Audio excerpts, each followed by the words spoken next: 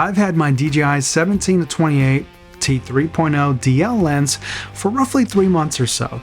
And no surprise, I've been using it exclusively with my Ronin 4D. But is this lens a true cinema lens, and is it worth the price tag? Because it's currently facing one major problem, and it does have some pros and cons. Let's dive in.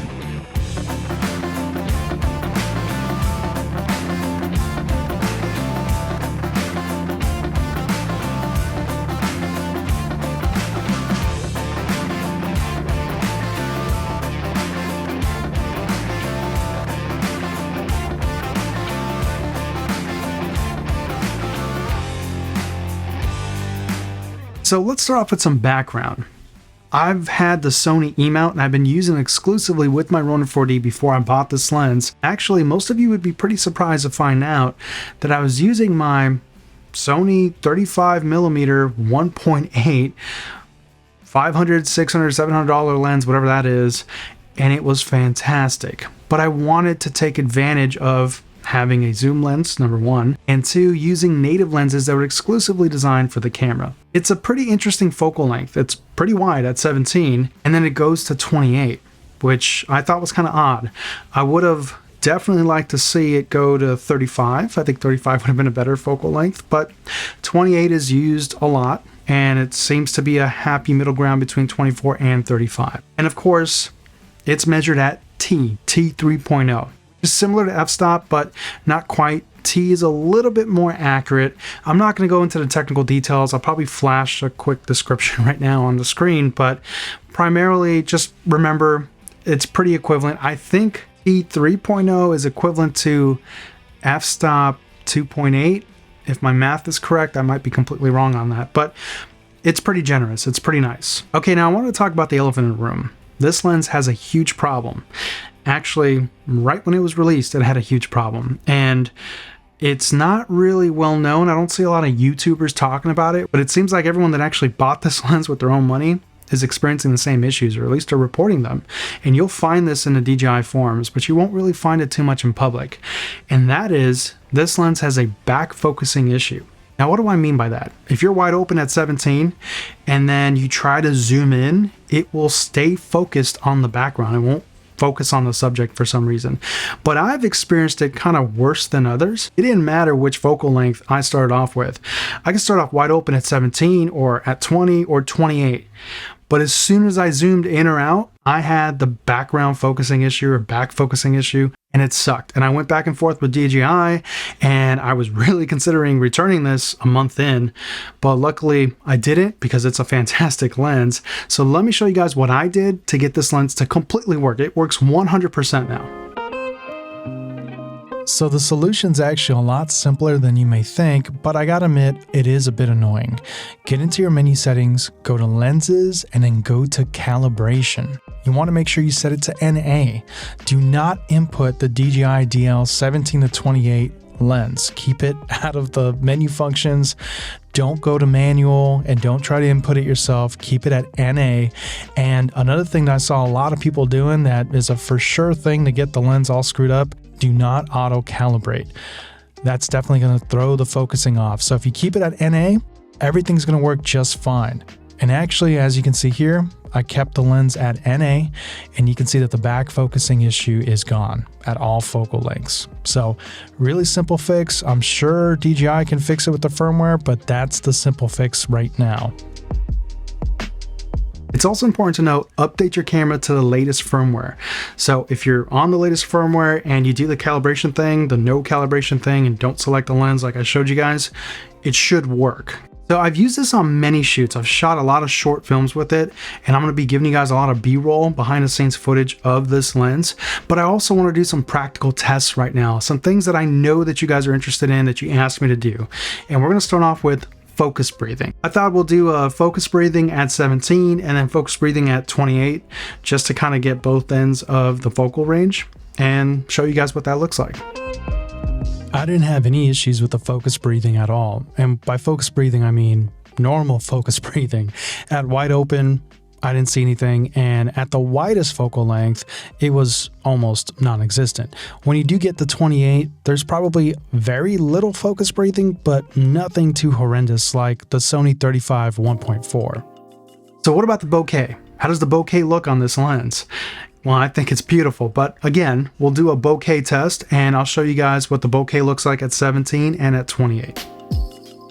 Okay, nothing special here, just filming stuff around the house. We started off at 28 mils, wide open, and this is what the bokeh looks like, the bokeh balls. Everyone loves bokeh, so hopefully this is a good representation. And then we went to 17, wide open, same deal. We did the same thing, but now at t5.6, so same focal lengths, but at t5.6.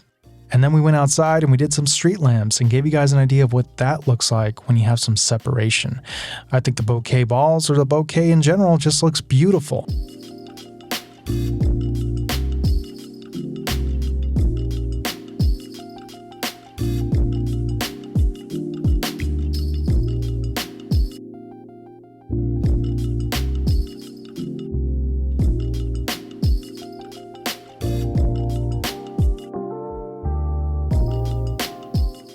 And of course, this is what it looks like in practical use on a set, shooting a short film with an actor in daytime. Hope you guys enjoy.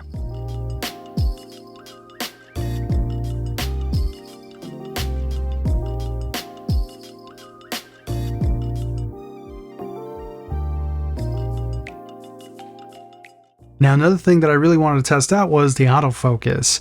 As most of you know, the DJI Ronin 40 uses LiDAR, and it's a fantastic system, but I wanted to show you guys why having a native lens kind of matters, because the autofocus works flawlessly.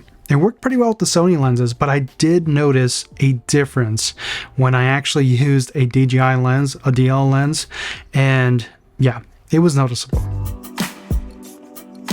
The autofocus has always been pretty snappy, and LiDAR does a great job, but it's not quite the same as eye detection or face detection. I think overall it's a great system, and even with the 35mm Sony lens, I was pretty happy with it. But using a native DJI lens, I found it to be a little bit more reliable and a little bit faster at finding me and keeping me in focus. Of course, it's not perfect and it can miss from time to time, just like any other system, Canon or Sony. And overall, the LiDAR is pretty remarkable, and it has its sets of pros and cons, but the lens itself does a fantastic job.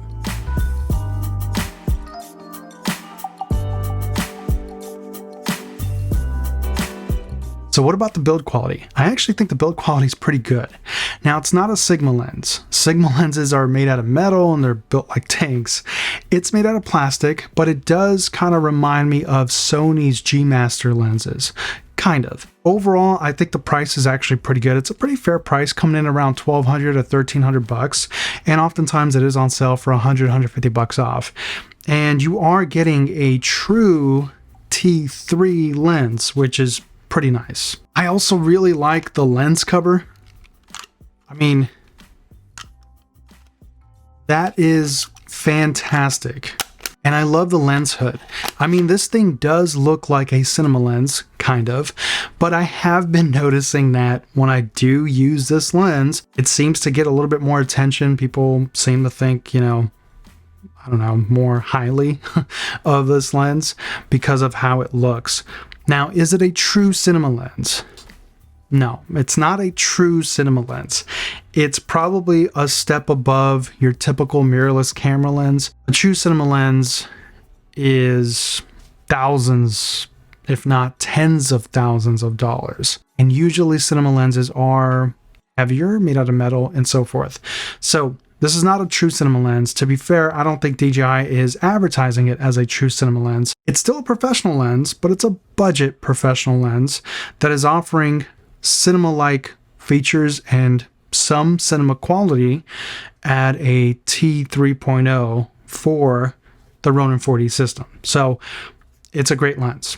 Okay, so what are my final thoughts on this lens? I think it's a great lens, and if you own a DJI Ronin 4D, it's sort of a must-have. I chose to buy this lens over the single focal length lenses that they were offering. I think it was 24, 35, and 50. I thought those were overpriced, and I felt like having a zoom lens that you never had to, rebalance or anything like that. It made a lot of sense. And I like that it's actually, a true T 3.0 T measurement over an f-stop. So I like this lens. It does really, really well, and the footage that it produces, that it captures, is very much that cinematic vibe, that Hollywood look, that commercial look if you're trying to shoot commercials. So I think this is a great investment, but I do have my gripes with it. Number one, I think it's ridiculous that DJI has not addressed the back focusing or released a firmware update or anything like that. I would like to see them address this issue. Release a firmware update.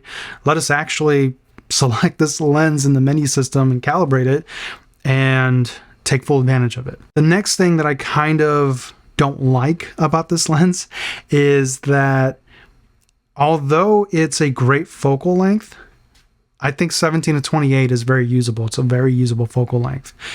It has its limitations. I mean, you will outlive this lens very quickly because you're not going to vlog with this lens. You're not going to vlog with the DJI Ronin 4D. The 28 is a nice focal length, but it's not quite a 35. It's not quite a 50, and it's kind of too wide. The entire focal range is kind of too wide. So I would really like to see them release a version 2 or the next iteration of their zoom lenses where maybe we can get like a, 28 to 55, or maybe a 35 to a 55, or a 50 to a 70, or something like that. I don't know what's possible, but it's time to release something else, because this is great, but if you can pair it with a trilogy, then it would be fantastic. That's it for me, guys. I hope you found this video informative, and I will catch you on the next one. Take care, everybody.